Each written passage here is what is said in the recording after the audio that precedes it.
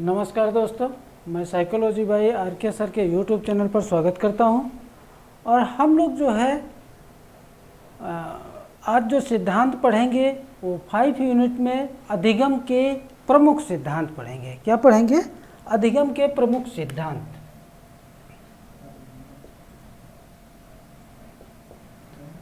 अधिगम के प्रमुख सिद्धांत।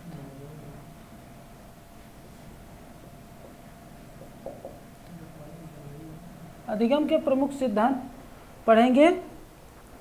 हम ये कह सकते हैं जो ये अधिगम के सिद्धांत हैं, ये जैसे दुनिया में कोई भी किसी प्रकार की घटना होती है तो ये मुझे कहाँ से जानकारी मिलती है, तो ये मुझे जो जानकारी मिलती है वो मुझे जानकारी अधिगम के प्रमुख सिद्धांतों से मिलती है।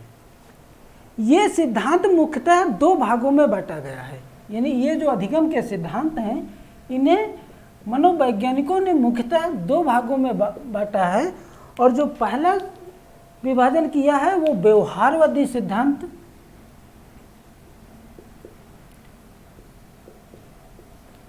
व्यवहारवादी सिद्धांत, और दूसरा जो विभाजन किया है वो संज्ञानवादी सिद्धांत का किया है।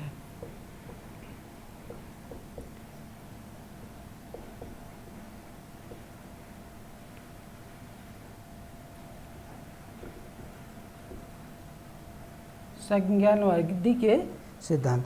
इस प्रकार जो अधिगम के सिद्धांत हैं वो 2 प्रकार इनका विभाजन किया गया है। हम ये कह सकते हैं कि ये जो इनका विभाजन 2 प्रकार से किया गया है, इसमें कौन कौन से मनोवैज्ञानिक आते हैं जो संज्ञानवादी हैं और ऐसे कौन से मनोवैज्ञानिक हैं जो व्यवहारवादी हैं। तो क्योंकि बच्चों को यहीं से बहुत ज़्यादा कन्फ्यूजन होता है, तो हम आपको बता रहे हैं कि संज्ञानवादी कौन कौन से मनोवैज्ञानिक हैं।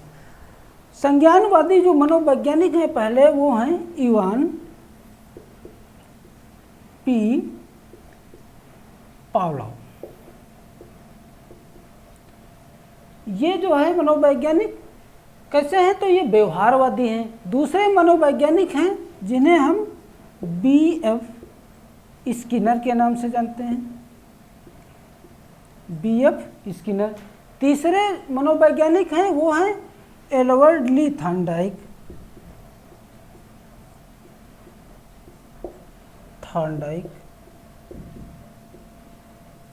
एडवर्ड ली थॉर्नडाइक। और जो चौथे मनोवैज्ञानिक हैं वो है C.L. हल। अगले मनोवैज्ञानिक हैं वो हैं फ्रायड। ये मनोवैज्ञानिक कैसे हैं, तो ये मनोवैज्ञानिक व्यवहारवादी मनोवैज्ञानिक हैं। अब हम देखते हैं कि इवान पी पावलोव ने जो सिद्धांत दिया है उसे हम शास्त्रीय अनुकूलन का सिद्धांत के नाम से जानते हैं। यानी इन्होंने जो सिद्धांत दिया वो शास्त्रीय अनुबंधन का सिद्धांत, शास्त्रीय अनुबंधन का सिद्धांत। ये जो B.F. स्किनर है इन्होंने कौन सा सिद्धांत दिया, तो B.F. स्किनर जो है जो सिद्धांत दिया है वो है दिया है क्रिया प्रसूत का सिद्धांत, क्रिया प्रसूत का सिद्धांत, क्रिया प्रसूत का सिद्धांत। आगे देखते हैं एडवर्ड ली थॉर्नडाइक ने जो सिद्धांत दिया है, इन्होंने जो सिद्धांत दिया है प्रयास एवं भूल का सिद्धांत,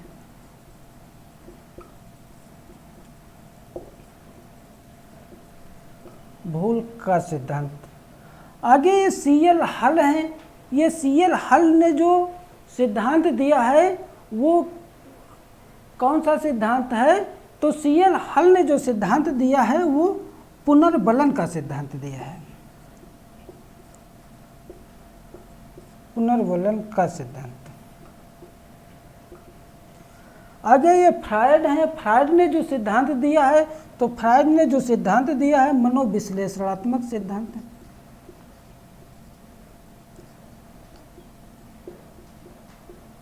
मनोविश्लेषणात्मक सिद्धांत। आपसे एग्जाम में पूछा जाता है कि व्यवहारवादी कौन से मनोवैज्ञानिक हैं, और आपसे जो है 3 ऑप्शन यहाँ से दे दिया जाता है, 1 ऑप्शन अलग से दे दिया जाता है, तो वो आपको जो है पहचानने में दिक्कत होती है। इसीलिए हम जो अधिगम के प्रमुख सिद्धांत हैं इनको 2 भागों में विभाजन करके आपको समझा रहे हैं। ये तो हो गए व्यवहारवादी मनोवैज्ञानिक। अब संज्ञानवादी जो मनोवैज्ञानिक हैं वो कौन कौन से हैं? तो संज्ञानवादी का मतलब होता है गेस्टाल्टवाद संप्रदाय या संज्ञानवादी, यानी संज्ञानवादी का ही दूसरा नाम क्या है? गेस्टाल्टवादी।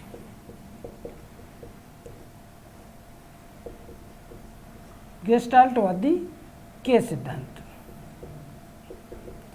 अब इसमें कौन कौन से मनोवैज्ञानिक आते हैं तो हम आपको बताते हैं। इसमें जो मनोवैज्ञानिक आते हैं वो पहले क्रम में मनोवैज्ञानिक हैं मैक्स वर्दीमर।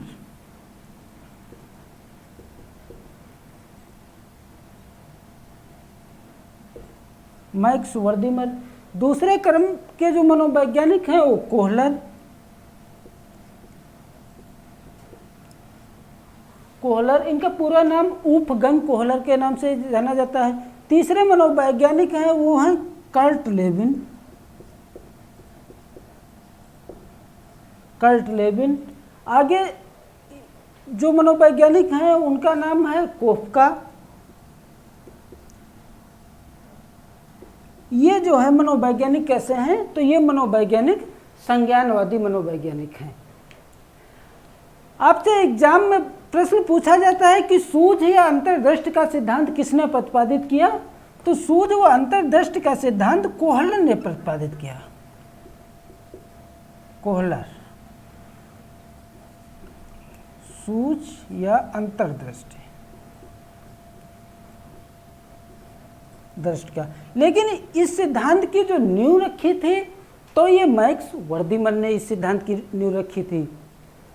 आगे है ये कर्ट लेविन। कर्ट लेविन ने जो सिद्धांत दिया है इसे हम क्षेत्र सिद्धांत के नाम से जानते हैं। क्षेत्र सिद्धांत के नाम से जानते हैं।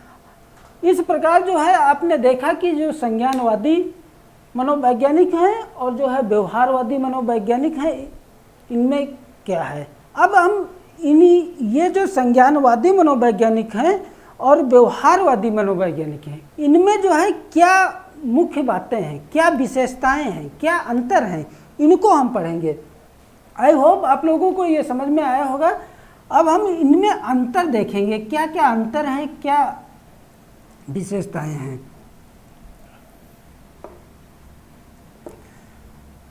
पहला अंतर हम लोग देखेंगे कि ये जो व्यवहारवादी मनोवैज्ञानिक हैं इनमें आपको एक शब्द मिलेगा पुनर्बलन। कौन सा मिलेगा? पुनर्बलन। पुनर्बलन। दूसरा आपको शब्द जो इसमें मिलेगा अनुक्रिया।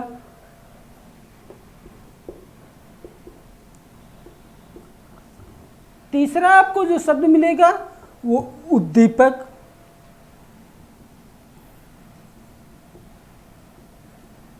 उद्दीपक। चौथा आपको जो शब्द मिलेगा वो मिलेगा अभिप्रेरणा।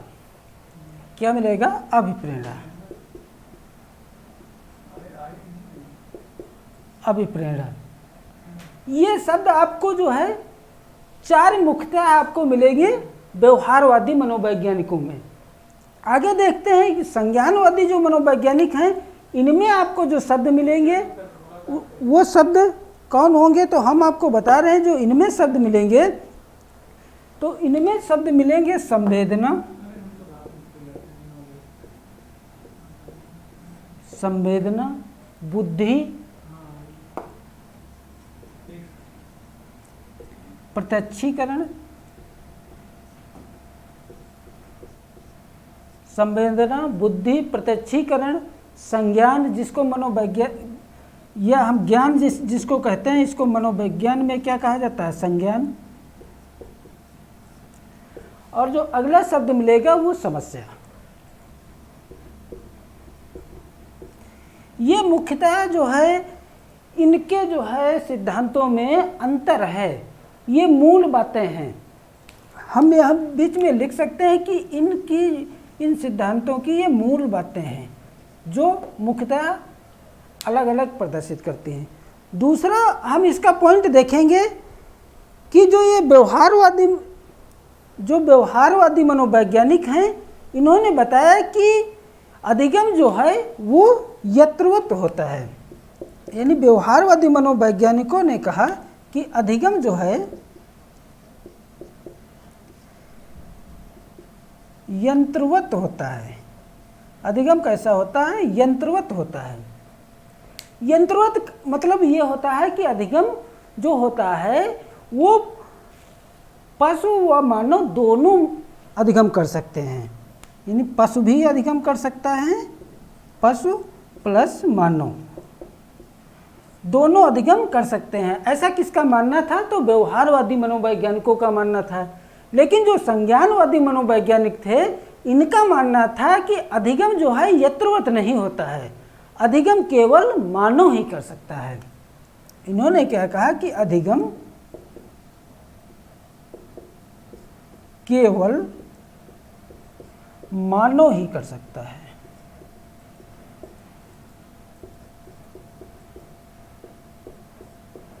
अधिगम केवल मानव ही कर सकता है। ये मुख्यतः हम लोगों ने इनमें दो अंतर देखे। तीसरा अंतर देखेंगे कि जो व्यवहारवादी मनोवैज्ञानिक थे, इन्होंने बताया कि अधिगम जो होता है वो धीरे धीरे होता है। यानी जो व्यवहारवादी मनोवैज्ञानिक थे, इन्होंने बताया कि अधिगम जो है धीरे धीरे होता है।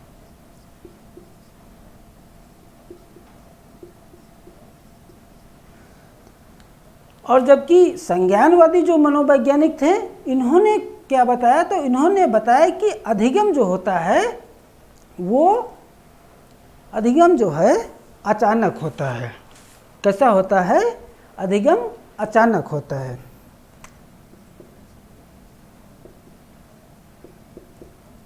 अधिगम अचानक होता है।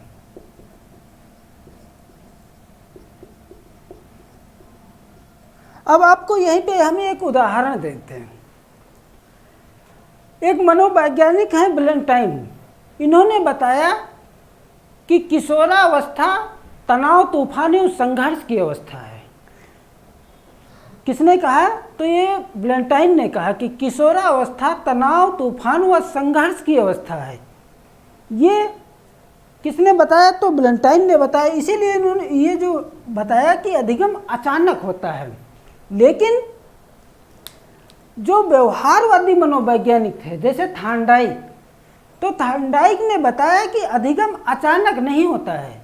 जो किशोरावस्था में अधिगम दिखता है अचानक, वो अचानक नहीं होता है। इसकी शुरुआत जो होती है वो बाल्यावस्था से हो जाती है। अधिगम कोई अचानक नहीं होता है। अचानक तो कोई मशीन होता है कि आपने जो है बटन दबाया, मशीन चालू हो गई और जो है काम करने लगी। अधिगम अचानक नहीं होता है, बल्कि कैसा होता है? धीरे धीरे होता है। और इसकी शुरुआत कहाँ से होती है? तो बाल्यावस्था से होती है। ये किसने कहा? तो ये जो है एक मनोवैज्ञानिक आपके पाठ्यक्रम में थार्नडाइक है, उन्होंने कहा। अगला जो अंतर बताया वो अंतर ये है कि व्यवहारवादी मनोवैज्ञानिकों ने कहा कि अधिगम जो है अनुबंधन से होता है या अभिप्रेरणा से होगा। अगला अंतर क्या है कि अधिगम जो होगा, अधिगम जो होगा वो कैसा होगा? अनुबंधन से होगा। अनुबंधन से होगा या अभिप्रेरणा से होगा। अभिप्रेरणा से होगा। ऐसा किस मनोवैज्ञानिकों ने कहा? तो व्यवहारवादियों ने कहा। लेकिन जो संज्ञानवादी मनोवैज्ञानिक थे, इन्होंने बताया कि अधिगम तभी होगा जब हमारे सामने कोई ना कोई समस्या होगी, तभी अधिगम होगा। यानी अधिगम कब होगा? जब हमारे सामने कोई समस्या हो।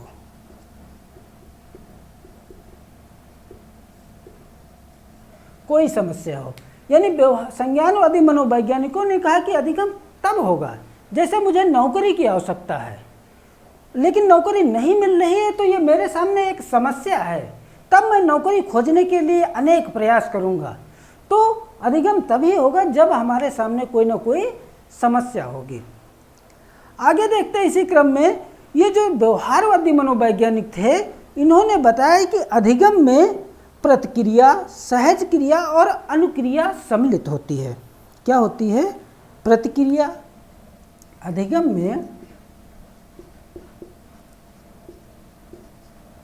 प्रतिक्रिया,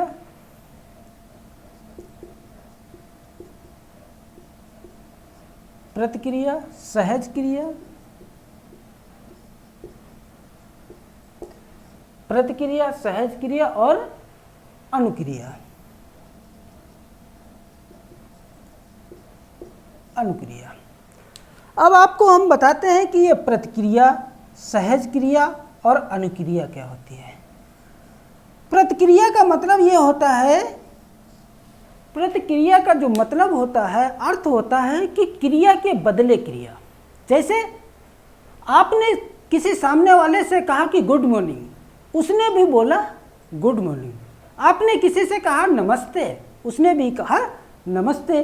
तो यानी क्रिया के बदले क्रिया, उसे क्या कहा जाता है? प्रतिक्रिया कहा जाता है।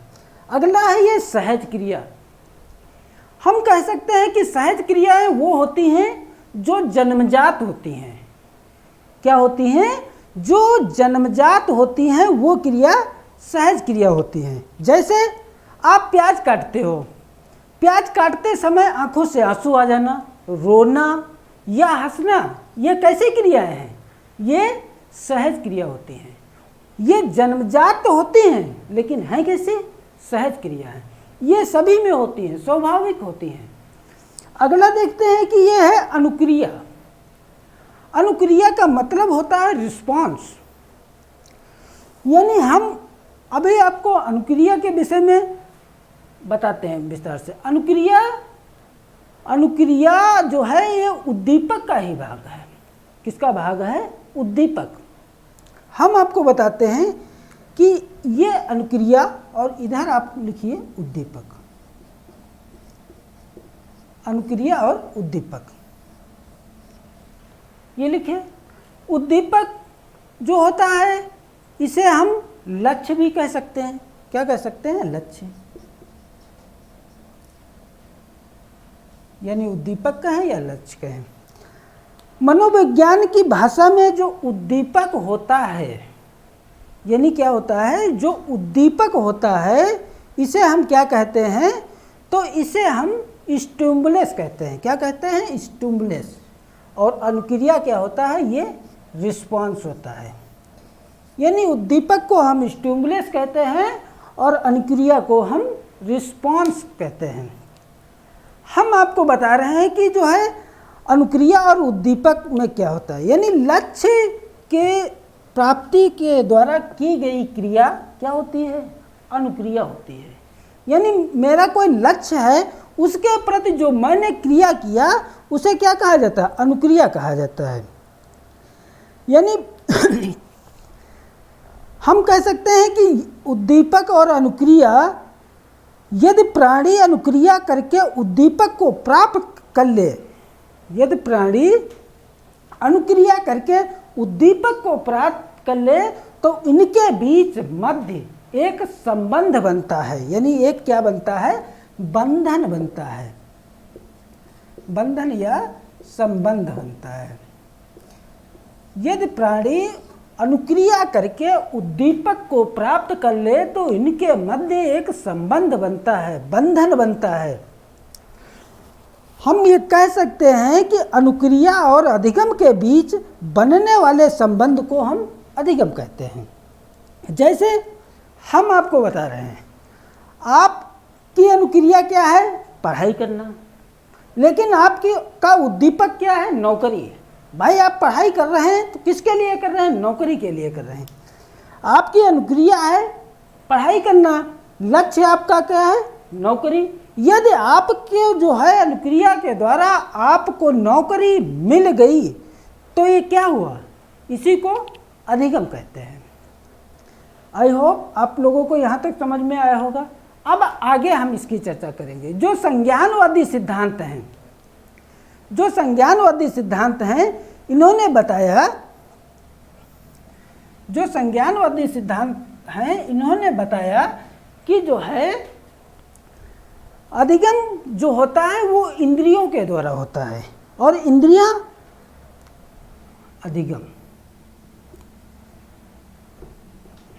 अधिगम जो होता है वो इंद्रियों के द्वारा होता है, इंद्रियों के द्वारा होता है। और इंद्रियां हमारी कौन कौन सी हैं अभी हम आपको बता रहे हैं, जैसे आँख, नाक, कान, त्वचा, जीभ, ये क्या है? ये हमारी इंद्रियां हैं। अधिगम इन्हीं के द्वारा होता है, यानी इंद्रियों के द्वारा होता है अधिगम, इंद्रियों के द्वारा अधिगम होता है। हम ये कह सकते हैं कि प्रथम ज्ञान या प्रथम मानसिक पीढ़ी का जो ज्ञान प्राप्त होता है वो कहाँ से प्राप्त होता है? इंद्रियों के द्वारा होता है। दूसरा पॉइंट इसमें देखिए कि इंद्रियों के द्वारा प्राप्त होने के बाद क्या होता है, तो इंद्रियों के द्वारा जो प्राप्त होता है उसके बाद संवेदना होती है। क्या होती है? संवेदना। संवेदना संवेदना संवेदना कैसे प्रकट होती है? जैसे हम आपको बता रहे हैं कि आप सो रहे हैं। क्या कर रहे हैं?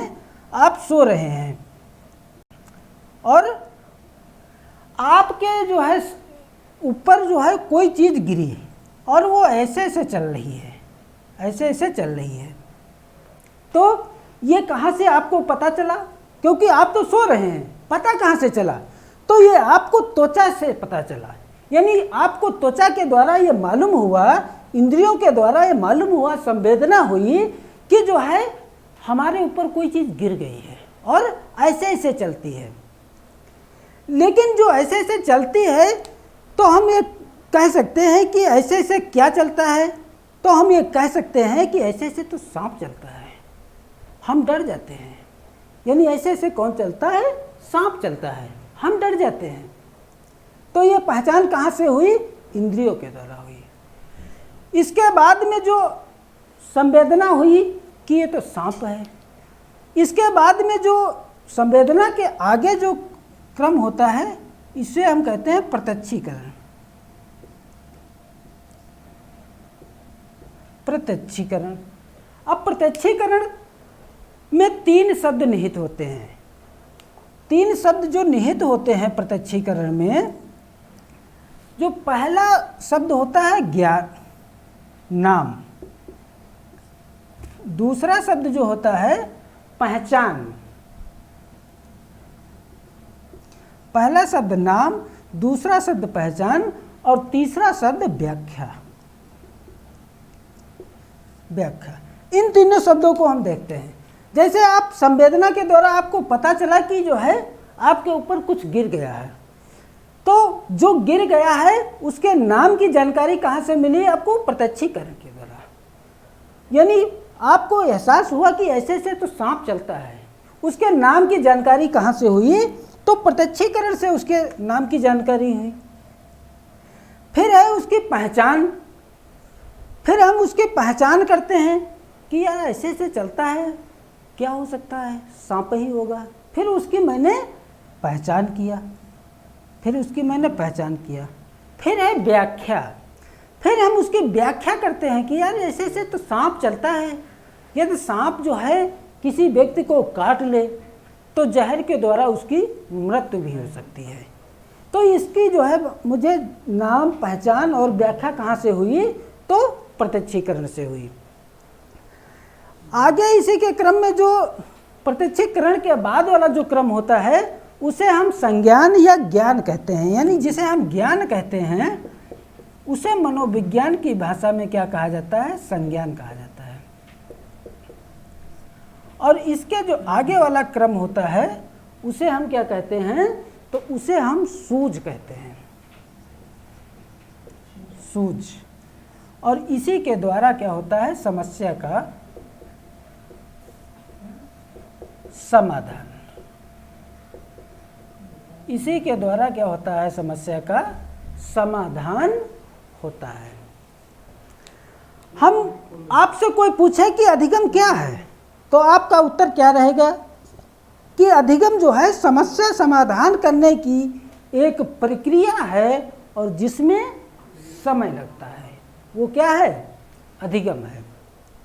यहाँ तक तो हम आपको जो है अधिगम की जो कुछ बातें महत्वपूर्ण हैं उनकी यहाँ पे चर्चा हमने की। अब आगे हम देखते हैं, आगे ये है कि जो है इसी के अधिगम के जो हम सिद्धांत पढ़ेंगे। क्या पढ़ेंगे? अधिगम के सिद्धांत पढ़ेंगे।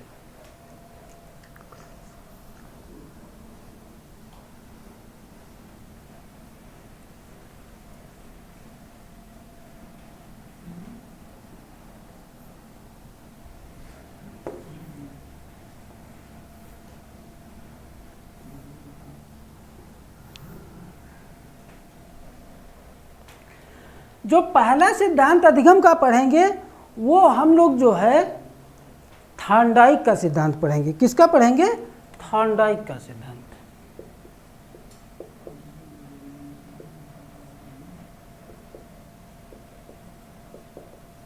थार्नडाइक का सिद्धांत। आपसे एग्जाम में पूछा जाता है कि थार्नडाइक कहाँ के निवासी थे, तो ये थार्नडाइक जो है अमेरिका के निवासी थे।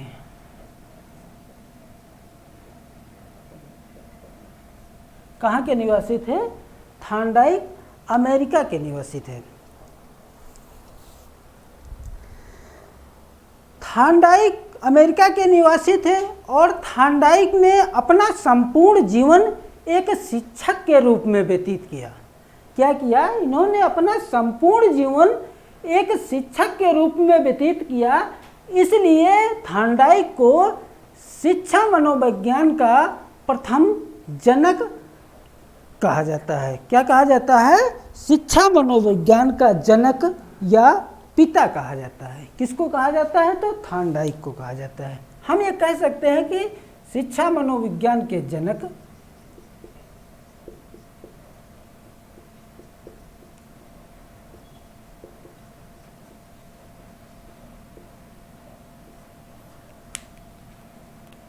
या पिता कौन है? तो थार्नडाइक है। शिक्षा मनोविज्ञान के जनक या पिता कौन है? तो थार्नडाइक है। आगे देखते हैं अगला पॉइंट जो है थार्नडाइक का। तो थार्नडाइक ने जो है पशु पर अध्ययन किया। किस पे अध्ययन किया? थार्नडाइक ने पशु पर अध्ययन किया, इसलिए थार्नडाइक को पशु मनोवैज्ञानिक भी कहा जाता है।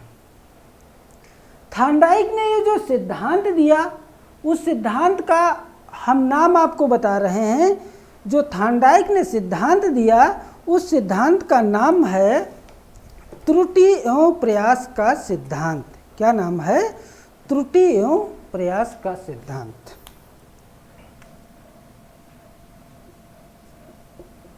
त्रुटि एवं प्रयास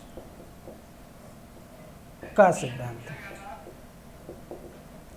त्रुटि एवं प्रयास का सिद्धांत ये किसने दिया? तो ये थार्नडाइक ने दिया। अब प्रश्न पूछा जाता है कि थार्नडाइक ने किस पर प्रयोग किया? तो थार्नडाइक ने जो प्रयोग किया वो एक भूखी बिल्ली पर प्रयोग किया। किस पे किया? भूखी बिल्ली पर। भूखी बिल्ली पर थार्नडाइक ने प्रयोग किया। सबसे पहले प्रयोग इन्होंने भूखी बिल्ली पर किया और कब किया? तो 1898 में किया। कब किया? 1898 में भूखी बिल्ली पर प्रयोग किया और उसके बाद में इन्होंने जो दूसरा प्रयोग किया वो चूहे पर किया। किस पे? चूहे पर किया। और ये कब किया? तो ये 1913 में किया। कब किया? तो 1913 में किया। अब प्रश्न ये बनता है कि जो थार्नडाइक हैं इन्हें जो है किस हम आधार पर ये कह सकते हैं कि इन्हें जो है मनोविज्ञान का पिता कहा जाता है? तो अभी आपको हमने बताया कि जो है थार्नडाइक एक जो है उन्होंने अपना पूरा जीवन शिक्षक के रूप में व्यतीत किया, इसलिए इन्हें जो है शिक्षा मनोविज्ञान का पिता या जनक कहा जाता है। प्रश्न यह बनता है कि थार्नडाइक की सिद्धांत के विषय में जानकारी कहाँ से मिलती है? तो तो इसकी जानकारी मिलती है, थार्नडाइक जो है इन्होंने एक अपनी पुस्तक लिखी और उस पुस्तक का नाम था, थार्नडाइक ने एक जो पुस्तक लिखी उस पुस्तक का नाम था एजुकेशन साइकोलॉजी।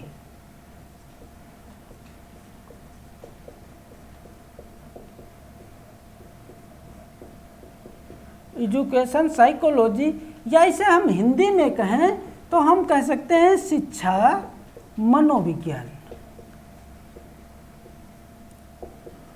शिक्षा मनोविज्ञान ये पुस्तक किसकी है? तो थार्नडाइक की है।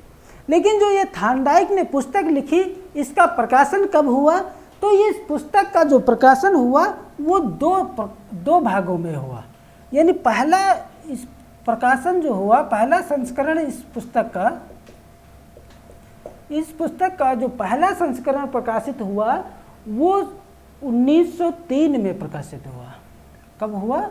1903 में पहला संस्करण, प्रथम तथा द्वितीय या सेकेंड संस्करण कब प्रकाशित हुआ? तो सेकेंड संस्करण जो है 1913 में प्रकाशित हुआ।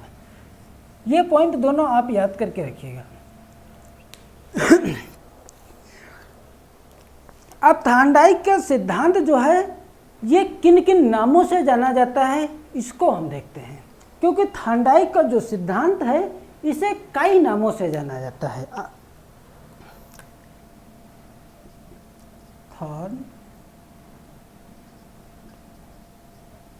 थार्नडाइक, इसे किन किन नामों से जाना जाता है तो इसको हम लोग देखते हैं किन किन नामों से जाता है। थार्नडाइक का जो सिद्धांत है इसे हम संयोजनावाद का भी सिद्धांत कहते हैं। क्या कहते हैं? संयोजनावाद का सिद्धांत। संयोजनावाद का सिद्धांत कहते हैं। दूसरा इसका जो नाम है इस सिद्धांत का, इसे हम उद्दीपक अनुक्रिया का सिद्धांत कहते हैं। उद्दीपक अनुक्रिया का सिद्धांत कहते हैं, या इसे हम SR थ्योरी के नाम से जानते हैं। SR थ्योरी के नाम से जानते हैं। अभी आपको बताया कि उद्दीपक माने स्टिमुलस और अनुक्रिया माने रिस्पांस, इस नाम से भी जाना जाता है। आगे देखते हैं कि ये जो अगला जो है सिद्धांत इनका जो है इसे त्रुटि एवं प्रयास का सिद्धांत के नाम से जाना जाता है, या प्रयास एवं भूल का सिद्धांत कहते हैं। क्या कहते हैं? प्रयास या भूल का सिद्धांत।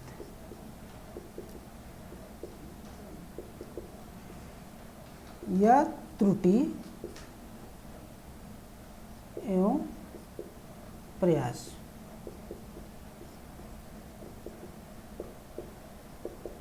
त्रुटि एवं प्रयास का सिद्धांत कहते हैं। इसे जो है संबंधवाद का भी सिद्धांत कहते हैं। क्या कहते हैं? संबंधवाद का सिद्धांत। संबंधवाद का सिद्धांत कहते हैं। इसे बंध का सिद्धांत कहते हैं। बंध का सिद्धांत कहते हैं, और इसे SR बाउंड का सिद्धांत कहते हैं। बाउंड का सिद्धांत कहते हैं। थार्नडाइक का जो सिद्धांत है उसके अन्य इतने नाम हैं, यानी प्रश्न कहाँ से पूछेगा, कैसे घुमा करके पूछेगा, इसको हम एक एक को जो है आपको बताते हैं।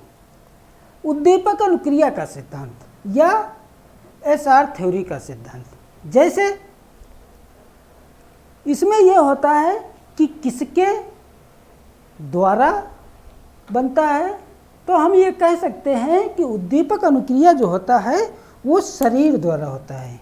यानी किसके द्वारा? तो शरीर द्वारा। किसके द्वारा? तो शरीर द्वारा। जैसे हम आपको उदाहरण देते हैं। जैसे कक्षा में अध्यापक आया, छात्र क्या होते हैं, खड़े हो जाते हैं। तो ये खड़े होने की क्रिया किसके द्वारा हुई, हमारे शरीर द्वारा हुई, हमारे शरीर के अंगों द्वारा हुई।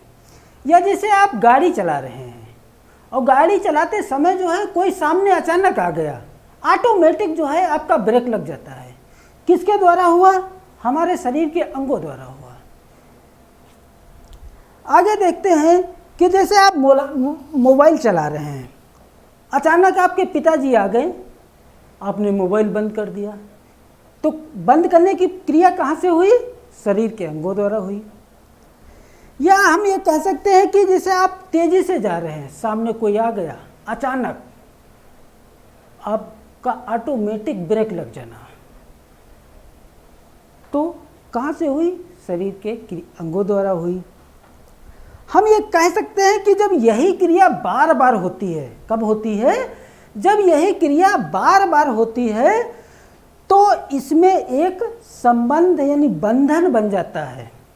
क्या हो जाता है, जब यही क्रिया बार बार होती है तो इसमें एक संबंध बन जाता है, बंधन बन जाता है, और ये शरीर के अंगों द्वारा होता है, इसीलिए इसे संयोजनावाद का सिद्धांत भी कहा गया है।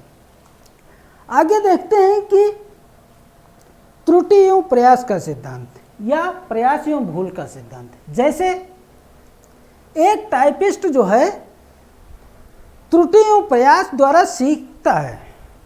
एक टाइपिस्ट, कंप्यूटर टाइपिस्ट त्रुटि एवं प्रयास द्वारा सीखता है या सीखने की कोशिश करता है, लेकिन लगातार जब उसकी कोशिश जारी रहती है तो उसके जो है उस व्यक्ति से क्या होता है, एक संबंध बन जाता है। यानी उसका संबंध कहाँ से बन गया, टाइपिस्ट का जो संबंध बना वो उंगलियों और कीबोर्ड से बना, उसका एक संबंध बन गया। और जब यही क्रिया बार बार लगातार होती रही तो संबंध के द्वारा फिर जो है जब वो एक बार सीख गया, फिर क्या होता है, फिर वो व्यक्ति चाहे जिससे बात करे, चाहे जहाँ देखे, और वो जो है टाइप करता रहता है। वो इसलिए टाइप करता रहता है क्योंकि उसके उंगलियों का और कीबोर्ड का एक बार संबंध बन गया है। उसको पता हो गया कि हमारी उंगली कहाँ से कहाँ जाएगी तो कौन सा अक्षर टाइप हो जाएगा, इसलिए वो टाइपिस्ट दूसरे से बात करता रहता है और अपना टाइप करता रहता है। यानी उसने जो है अपनी उंगलियों और कीबोर्ड से एक संबंध बना लिया, इसलिए इसे क्या कहते हैं, त्रुटि एवं प्रयास का सिद्धांत कहते हैं। क्योंकि उसने जो है एक अक्षर को टाइप करने में अनेकों गलतियां की, बहुत सारी गलतियां की है, लेकिन धीरे धीरे उसकी गलतियों में क्या हो गई, जब प्रयास उसका जारी रहा तो उसके गलतियों में कमी आई। आगे देखते हैं, आप नोट करके लिख लीजिए कि जो थांडाइक ने बताया, ये सिद्धांत दिया, तो थांडाइक ने कहा कि सीखना बुद्धि से नहीं होता है। सीखना जो होता है वो बुद्धि से नहीं होता है, बल्कि सीखना कहाँ से होता है, शरीर के अंगों द्वारा होता है, या उस समय की जो परिस्थिति हो उसके द्वारा सीखना होता है। जैसे आप किसी शहर में फंस गए, आपके पास रहने की जगह नहीं, खाने के लिए कुछ अनाज नहीं, पैसा भी नहीं, आप परेशान हैं, तो उस समय आपकी ये जो इंद्रियां हैं ये खोजती हैं कि हो सकता कोई जानने वाले की आवाज़ मुझे सुनाई दे जाए, या जो है वो खुद ही वो जो है प्रत्यक्ष मिल जाए। ये व्यक्ति सोचता है, और ये सोच करके जो है अपनी समस्या का वो सोचता कोई मेरा जानने वाला मिल जाएगा तो वो मुझे मेरी सहायता करेगा, मेरी हेल्प करेगा, मुझे पैसा दे देगा, या मैं अपने घर चला जाऊंगा, या मेरे लिए रहने की कहीं व्यवस्था बना देगा। तो ये जो है थांडाइक ने बताया कि सीखना जो होता है वो बुद्धि से नहीं होता है, सीखना परिस्थिति के अनुसार होता है कि कहाँ पे कौन सी परिस्थिति होती है, उस हिसाब से व्यक्ति सीखता है। जैसे हमने आपको बताया कि जैसे हमारे वहाँ जो है ऋषि मुनि हैं, साधु संत हैं, इन्होंने जो है अपने शरीर को इस प्रकार ढाल लिया है, चाहे जैसी स्थिति हो, चाहे जितना जाड़ा हो, बरसात हो, गर्मी हो, लेकिन वो अपने शरीर पर, कुछ साधु संत होते हैं वो अपने शरीर पर कपड़ा नहीं पहनते तो नहीं पहनते, क्योंकि उन्होंने उस परिस्थिति के अनुसार अपने आप को ढाल लिया, उसी परिस्थिति के, उसी वातावरण के अनुसार जीना सीख लिया। इसे किसने कहा? तो थार्नडाइक ने कहा। अब हम थार्नडाइक का सिद्धांत बताते हैं। थार्नडाइक ने जो प्रयोग किया वो एक जो है एक भूखी बिल्ली पर प्रयोग किया। किस पे किया? थार्नडाइक ने एक भूखी बिल्ली पर प्रयोग किया और ये उस बिल्ली को थार्नडाइक ने एक पिंजड़े में बंद किया। आपको हम ग्राफ के माध्यम से बताते हैं। थार्नडाइक ने एक जो है पिंजड़ा बनाया और उस पिंजड़े में एक भूखी बिल्ली को जो है बंद कर दिया। ठीक, भूखी बिल्ली को उस पिंजड़े में थार्नडाइक ने बंद कर दिया और बाहर जो है ये जैसे बिल्ली है और बाहर क्या रख दिया? भोजन रख दिया, बाहर भोजन रख दिया। और इस भोजन बिल्ली में, इस पिंजड़े में जो खटका लगा था उसको एक लीवर के द्वारा जोड़ दिया। यानी अब जब ये पिंजड़ा तभी खुलेगा जब जो है बिल्ली का पैर लीवर पर पड़ेगा। तो हम ये कह सकते हैं कि ये जो लीवर है ये क्या है? ये अनुक्रिया है। यानी लीवर क्या है? अनुक्रिया है। और भोजन क्या है? तो भोजन उद्दीपक है। और अनुक्रिया और उद्दीपक के बीच में क्या बन रहा है? एक संबंध बन रहा है, एक संबंध बन रहा है। अनुक्रिया और उद्दीपक के बीच एक संबंध बन रहा है। अब देखते हैं कि जो है भोजन को तो रख दिया थार्नडाइक ने। अब बिल्ली जो है बहुत तेज भूखी है, अब वो भोजन को खाना चाहती है, लेकिन वो पिंजड़े में अनेक जो है उछल कूद करती है और भोजन को नहीं प्राप्त कर पाती है। लेकिन अचानक उसका पैर जो है इस लीवर पर पड़ गया, धोखे से लीवर पर पड़ गया और पिंजड़ा खुल गया और बिल्ली बाहर रखे भोजन को खा लेती है। आपके एग्जाम में पूछा जाता है कि थार्नडाइक ने जो बिल्ली के लिए उद्दीपक रखा था, यानी जो भोजन रखा था, वो भोजन में क्या सामग्री थी, क्या था भोजन? तो हम आपको बताएं, जो थार्नडाइक ने बिल्ली के लिए भोजन रखा था वो मांस रखा था। क्या रखा था? वो मांस रखा था, यानी मछली रखी थी, जो थार्नडाइक ने जो है बिल्ली को उद्दीपक के रूप में जो है खाने के लिए रखा था। पिंजड़ा जब अचानक खुल जाता है तो बाहर रखे भोजन को बिल्ली आराम से खा लेती है। लेकिन फिर दूसरे दिन यही क्रिया हुई, फिर बिल्ली को पिंजड़े में बंद किया गया। तीसरे दिन भी यही क्रिया हुई, फिर बंद किया गया और रोज बिल्ली जो है भोजन को खा लेती थी।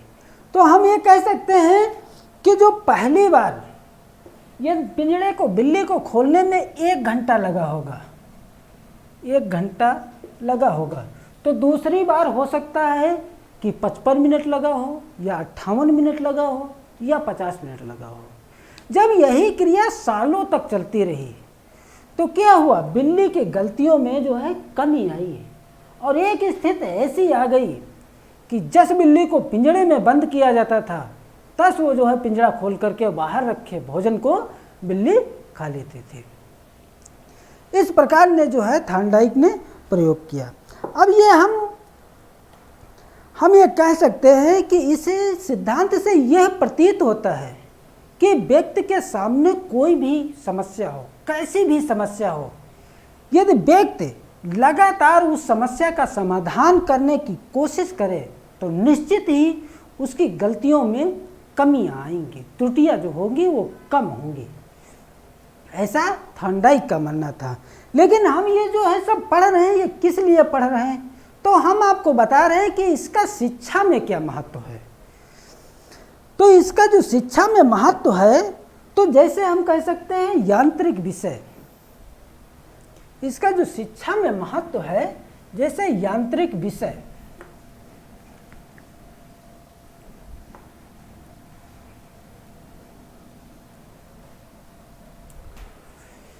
यांत्रिक विषय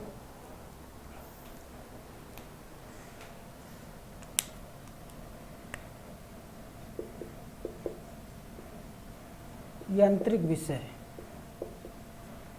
जैसे गाड़ी चलाना, कंप्यूटर चलाना,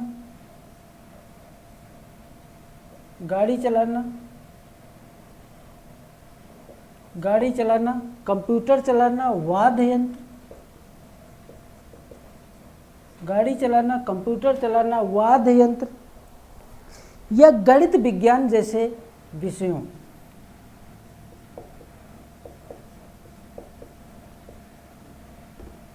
या गणित विज्ञान जैसे विषयों के लिए ये बहुत उपयोगी है। पहला पॉइंट तो ये है। दूसरा पॉइंट इसका ये है कि उच्चारण संबंधी दोष, क्या है? उच्चारण संबंधी दोष। उच्चारण संबंधी दोष जैसे हकलाना हो गया, तुतलाना हो गया, हकलाना, तुतलाना,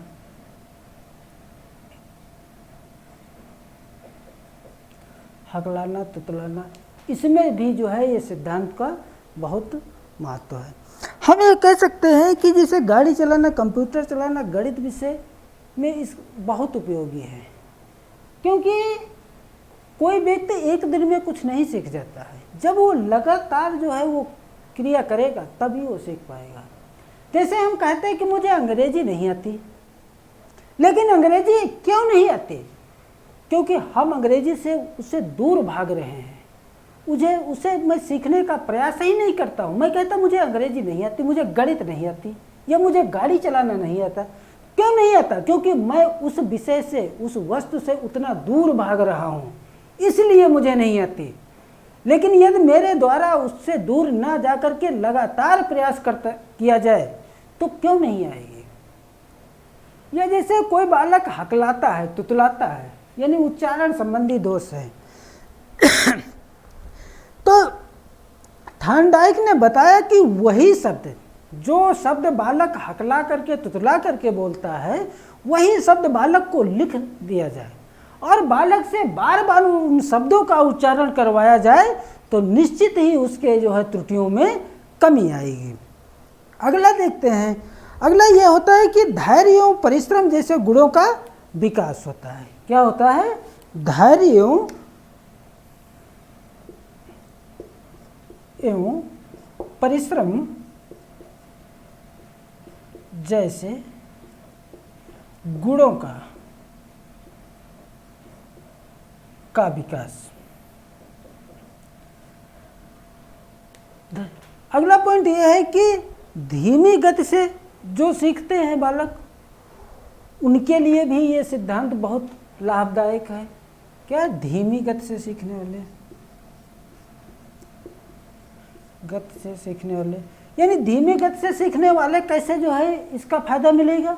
तो जो बालक धीरे सीखते हैं, तेजी से उनकी सीखने की गति नहीं है, तो इससे क्या होता है कि जब लगातार वही क्रिया बालकों से करवाई जाएगी, रेगुलर वही क्रिया कराई जाएगी, तो निश्चित ही उनकी क्रिया में तेजी आएगी। इस प्रकार इन्होंने जो है सिद्धांत दिया। अब देखते हैं कि थॉर्नडाइक ने तो ये जो सिद्धांत का प्रतिपादन किया तो ये 1920 में किया था। कब किया था? अभी आपको बताया था कि 1920 में किया था।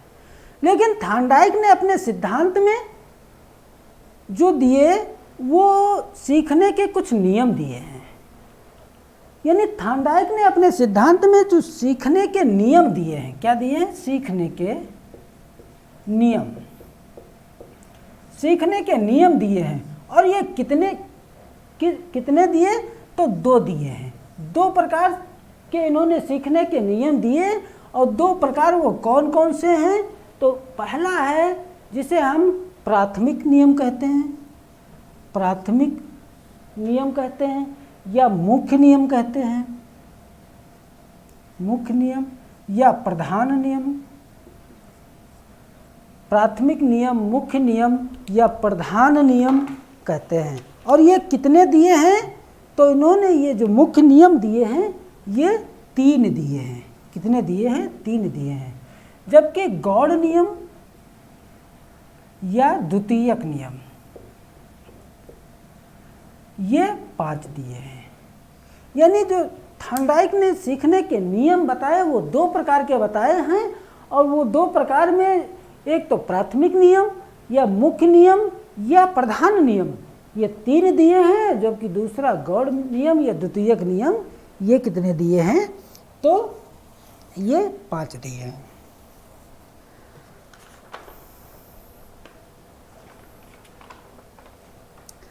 अब हम आपको जो है थॉर्नडाइक के जो सीखने के नियम हैं इन पे जो है चर्चा करेंगे।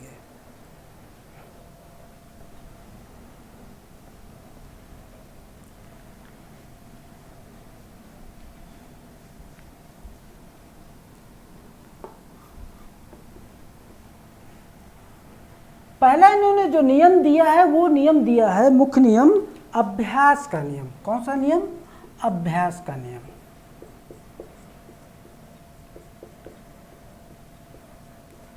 अभ्यास का नियम। अभ्यास का नियम अभी तक आपने पढ़ा होगा कि कोई चीज़ यदि बार बार अभ्यास करने से अधिगम हो जाता है, लेकिन मुख्य नियम में जो है थॉर्नडाइक ने कहा कि ऐसा नहीं होता है। थॉर्नडाइक ने क्या कहा कि ऐसा नहीं होता है। तो इन्होंने अपने नियम में बताया उद्दीपक और अनुक्रिया।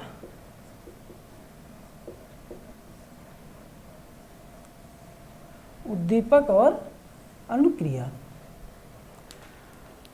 हम एक कहते हैं कि जो है उद्दीपक के लिए अनुक्रिया जरूरी है, लेकिन अनुक्रिया करके उद्दीपक प्राप्त हो जाए ये जरूरी नहीं है।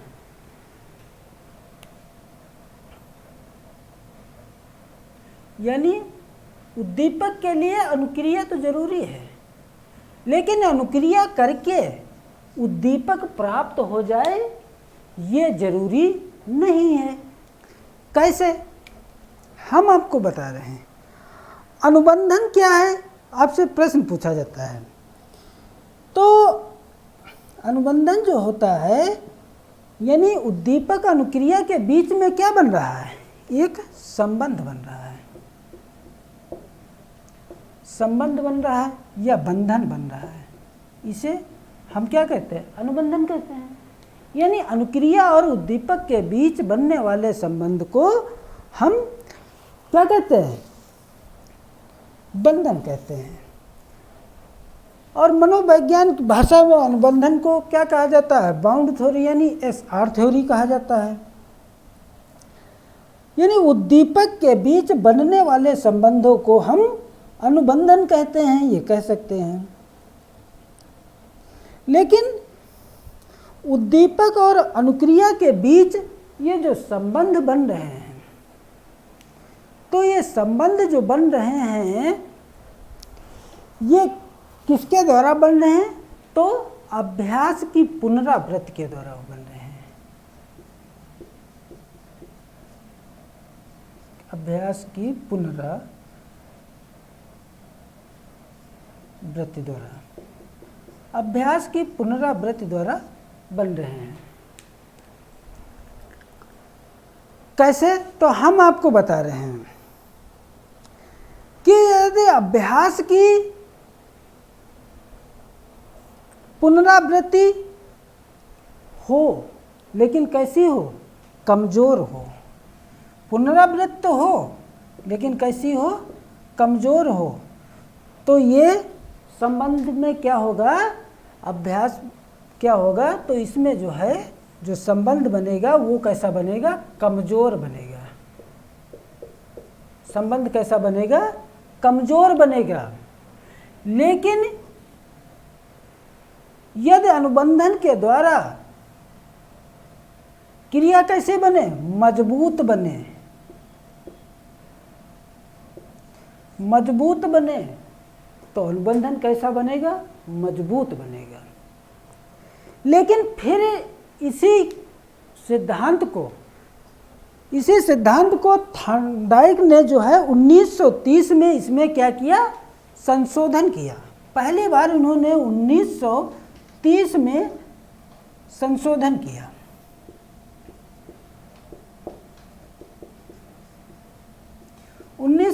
में संशोधन किया और वो संशोधन में बताया कि अनुबंधन कमजोर हो यह भी जरूरी नहीं है कि कई बार हम किसी विषय वस्तु को एक बार पढ़ लेते हैं और याद हो जाता है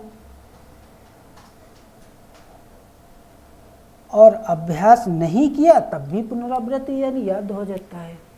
यानी थार्नडाइक ने बताया कि कई बार हमने जो है एक वस्तु को जो है एक किताब को 10 बार पढ़ा लेकिन याद नहीं हुआ, तो मैंने पुनरावृत्ति तो बहुत बार की, 10 बार की, लेकिन फिर भी याद नहीं हुआ। लेकिन कभी कभी कोई वस्तु को हम एक ही बार पढ़ते हैं, एक ही बार उस किताब को पढ़ते हैं तो याद हो जाता है। तो उन्होंने बताया कि पुनरावृत्ति जरूरी नहीं है। इसके लिए उन्होंने उदाहरण दिया। उदाहरण उन्होंने ये दिया कि जब हम पहली बार स्कूल गए, तब से लेकर के और जब मैंने आखिरी बार स्कूल गया तब तक मैंने रेगुलर हमेशा प्रार्थना की। कितनी बार प्रार्थना की कि हमें अनुक्रिया है, लेकिन कितनी बार अभ्यास किया, यह कितनी बार पुनरावृत्ति हुई, क्या है ये नहीं। यानी हमने प्रार्थना क्या हुआ, प्रार्थना स्कूल में बहुत बार पढ़ी, यानी जब पहली बार गए तब से लेकर के जब अंतिम बार गए तब तक मैंने प्रार्थना की। लेकिन कुछ लोगों को प्रार्थना याद हो गई, लेकिन कुछ लोगों को प्रार्थना आज भी नहीं याद है, क्योंकि उन्होंने पुनरावृत्ति कितनी बार की, बहुत बार की, आज भी नहीं याद है। तो उन्होंने बताया कि यह जरूरी नहीं है कि पुनरावृत्ति पर ही जो है उद्दीपक अनुक्रिया का संबंध बनता है। इस नियम के यानी ये जो अभ्यास का नियम है, इस नियम के 2 उपनियम भी जो है थार्नडाइक ने बताए। तो पहला जो उपनियम बताया उसे प्रयोग का नियम बताया, प्रयोग का नियम। और जो दूसरा उपनियम बताया उसे अनुप्रयोग का नियम बताया।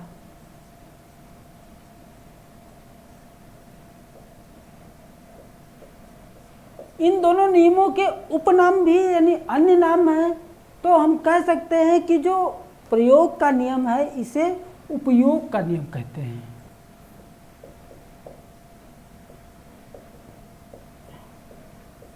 और जो अनुप्रयोग का नियम है इसे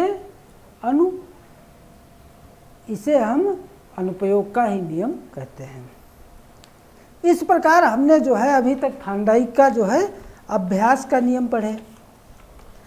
अब जो दूसरा नियम इन्होंने बताया वो नियम बताया इन्होंने प्रभाव का नियम।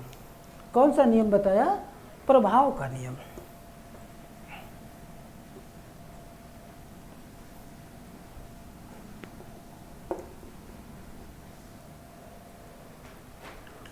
प्रभाव का नियम।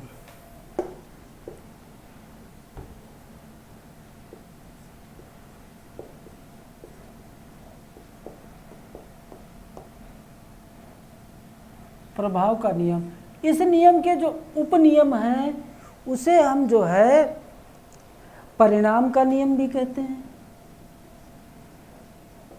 परिणाम का नियम, इसे हम संतोष या असंतोष का नियम भी कहते हैं। संतोष या असंतोष का नियम। इस नियम के जो है 2 उपनियम हैं। इन्होंने बताया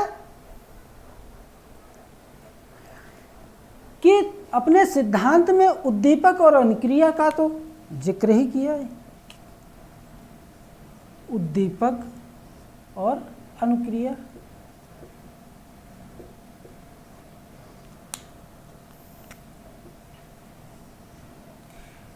उद्दीपक और अनुक्रिया।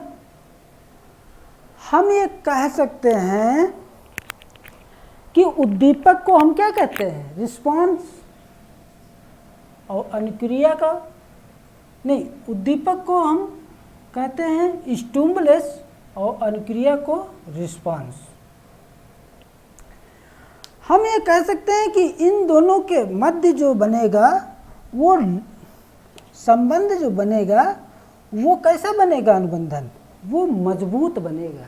यानी इन दोनों के मध्य जो संबंध बनेगा वो मजबूत बनेगा। संबंध कैसा बनेगा, तो मजबूत बनेगा। संबंध हम कहें या अनुबंधन कहें, एक ही बात है।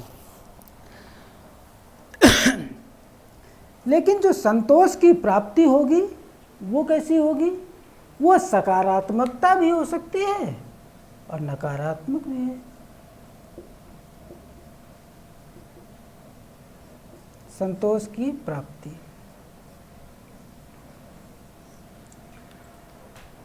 हम आपको बता रहे हैं, ये जो संतोष की प्राप्ति होगी वो जैसे आपने जो है पढ़ाई किया, और पढ़ाई आप किसके लिए कर रहे हैं, नौकरी के लिए। पढ़ाई तो आप नौकरी के लिए कर रहे हैं, मेहनत तो आप पैसे के लिए कर रहे हैं। यदि व्यक्ति को संतोष की प्राप्ति हुई तो ये संबंध कैसा बनेगा, मजबूत बनेगा। जैसे आपने पढ़ाई की नौकरी के लिए, यदि आपको नौकरी मिल गई तो संबंध कैसा बनेगा, मजबूत बनेगा। लेकिन यदि आपने तैयारी तो की और लेकिन नौकरी नहीं मिली तो संबंध कैसा बनेगा, कमजोर बनेगा। कैसा बनेगा, संबंध कमजोर बनेगा। इसीलिए इन्होंने अपने सिद्धांत में जैसे पुरस्कार है, प्रशंसा है, ऐसे पुनर्बलन का जो है प्रयोग किया है। जैसे आपने सोचा कि हम जो है पीआरटी का एग्ज़ाम है या सीटेट का एग्ज़ाम है, आपने पहले ही सोच लिया कि हम पास तो होंगे नहीं, हम नहीं पास हो पाएंगे। यानी आपने पहले अपने मन में धारणा नकारात्मकता की बना लिया, तो आपका संबंध कैसा रहेगा, कमज़ोर रहेगा। लेकिन आपने धारणा बना ली कि अब की 69,000 भर्ती आई है शिक्षक की, और एक सीट इसमें मुझको हर हालत में लेना ही लेना है, तो ये कैसा होगा, सकारात्मकता होगा। इस प्रकार जो है इन्होंने बताया। अगला जो इन्होंने नियम दिया है वो नियम दिया है तत्परता का नियम, या हम इसे तैयारी का भी नियम कहते हैं। तत्परता का नियम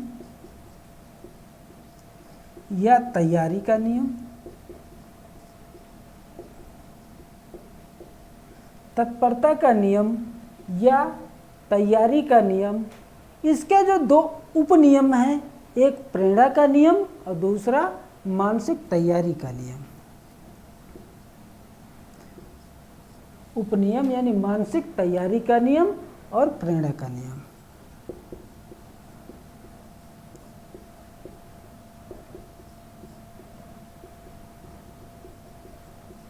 और प्रेरणा का नियम।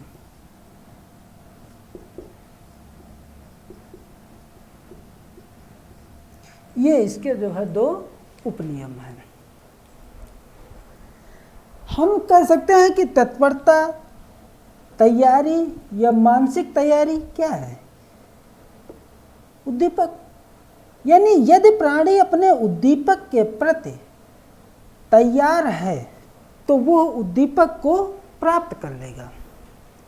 यदि प्राणी अपने उद्दीपक के प्रति तैयार है, तैयारी उसकी मजबूत है, तो वो क्या, उद्दीपक को अपने तैयार कर लेगा। इन्होंने इसके विषय में दो उदाहरण दिए थांडाइक ने बताया कि 10 आदमी मिलकर के एक घोड़े को तालाब तक तो ले जा सकते हैं। यानी 10 आदमी मिलकर के एक घोड़े को तालाब तक ले जा सकते हैं, लेकिन 1000 आदमी मिल करके उस घोड़े को पानी नहीं पिला सकते हैं। यानी मुझे कोई काम करने के लिए जब तक हम खुद नहीं तत्पर रहेंगे, खुद नहीं तैयार होंगे, तब तक वो संभव नहीं है। घोड़े को 10 ही आदमी तालाब तक ले जा सकते हैं, लेकिन 1000 आदमी मिल करके उसको ज़बरदस्ती जो है पानी पिला नहीं सकते हैं। मेरे गार्जियन मुझे पढ़ने के लिए स्कूल तो भेज सकते हैं, मार पीट गुस्सा करके हर प्रकार से स्कूल तो मुझे भेज सकते हैं, लेकिन मेरे गार्जियन, मेरे मम्मी पापा या मेरे अध्यापक जब तक हम खुद नहीं प्रेरित होंगे पढ़ने के लिए, खुद नहीं तैयार होंगे, तब तक कोई अध्यापक सिखा ही नहीं सकता है। इसी के साथ में जो थॉर्नडाइक ने 3 मुख्य नियम दिए उनकी हम चर्चा किए। अब बस 5 मिनट का और समय बचा है। जो थॉर्नडाइक ने अपने सिद्धांत में 5 गौड़ नियम दिए या द्वितीयक नियम दिए, उन पे हम चर्चा करते हैं। थॉर्नडाइक ने जो पहला जो गौड़ नियम दिया उसमें बताया कि पहला जो नियम था बहुक्रिया का नियम। बहुक्रिया का नियम, बहुक्रिया का नियम। बहुक्रिया यानी हम कह सकते हैं कि अनेक क्रिया। बहुक्रिया का मतलब क्या हुआ? अनेक क्रिया। बहुक्रिया का ही मतलब है अनेक क्रिया। और हम कह सकते हैं कि तब तक व्यक्ति करता रहता है जब तक लक्ष्य को प्राप्त नहीं कर लेता है। यानी मुझे आवश्यकता है नौकरी की और नौकरी नहीं मिल रही, तो हम तब तक पढ़ते रहते हैं जब तक हम लक्ष्य प्राप्त नहीं कर लेते हैं। बहुक्रिया का मतलब ही है कि अनेक क्रिया। दूसरा देखते हैं आंशिक क्रिया।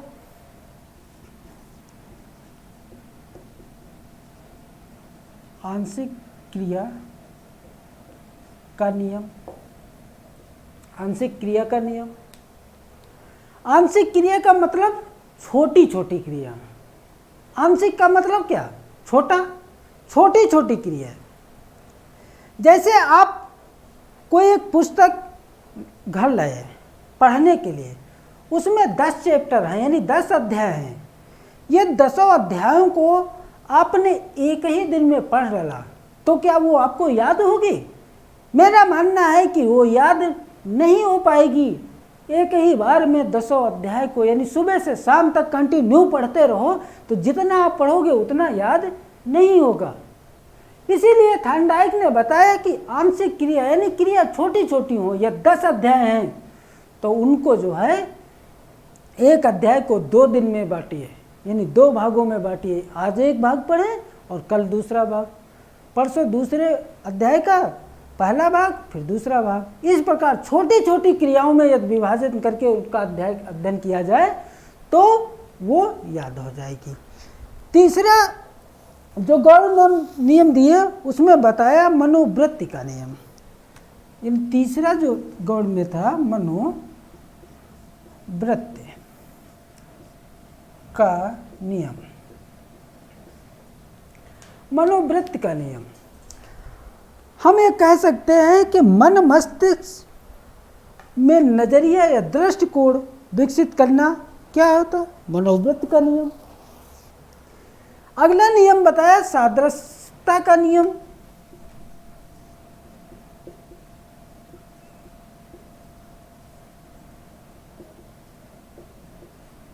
सादृश्यता का नियम। सादृश्यता का मतलब क्या हुआ? दृश्य यानी देखना। और तीसरा, चौथा और यानी 5वां जो नियम बताया वो सहचर्यात्मक नियम बताया।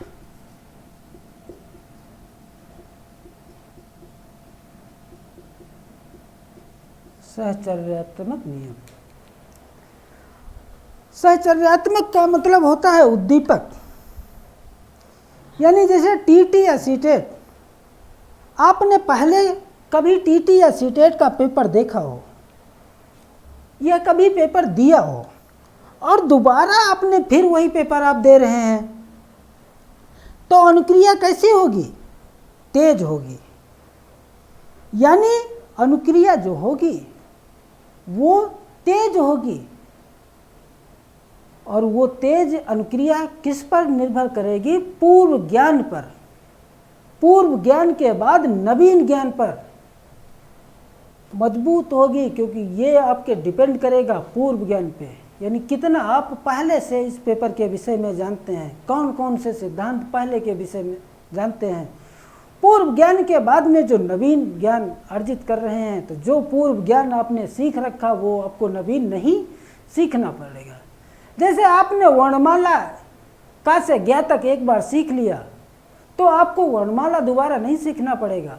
वर्णमाला के बाद में आपको जो है शब्द सीखना पड़ेगा, शब्द के बाद आपको वाक्य सीखना पड़ेगा।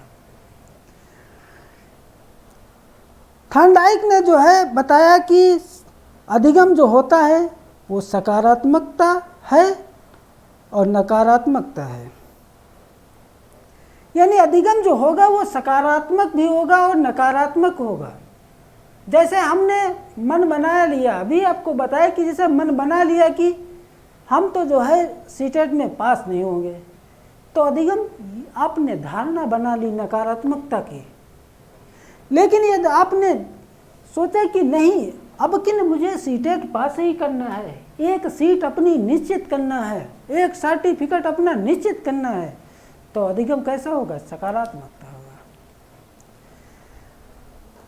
हम लोग जो है 5 यूनिट पढ़ रहे हैं, 5 यूनिट जब पढ़ लेंगे तो उसी के अंत में जो इस यूनिट से बनने वाले महत्वपूर्ण प्रश्न होंगे उनकी चर्चा करेंगे। आई होप आप लोगों को मेरा वीडियो पसंद आया होगा। यदि पसंद आए तो इसे लाइक शेयर सब्सक्राइब अवश्य करें। Thank you.